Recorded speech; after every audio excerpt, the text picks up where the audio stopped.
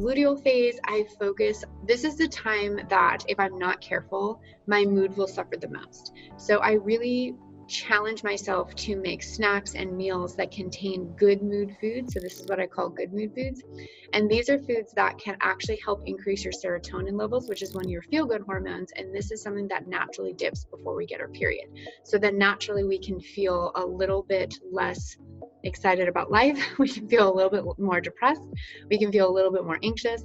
So I know, like, knowing that dip, I'm like, okay, what foods can I eat that are actually going to boost my mood?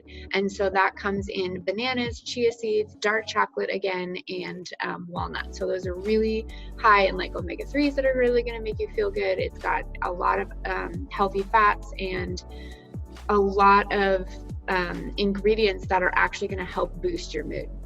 So sometimes I'll make like a chia pudding and I'll put in some walnuts and some bananas and like a little cinnamon.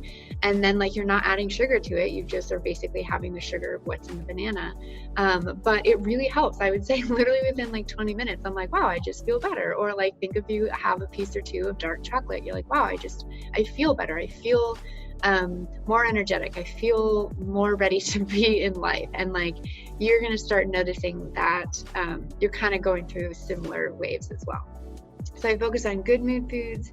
And then to kind of like even wrap this up, going back into our period, that's when like the week before my period is when I'll start introducing beets in some shape or form. So maybe I'm juicing it, maybe I'm adding it to a smoothie, and that really helps prime and prep my body for having my period so that I flow into it nicely and feel like happy and content and like not bogged down from this stupid shit that like we don't like, right?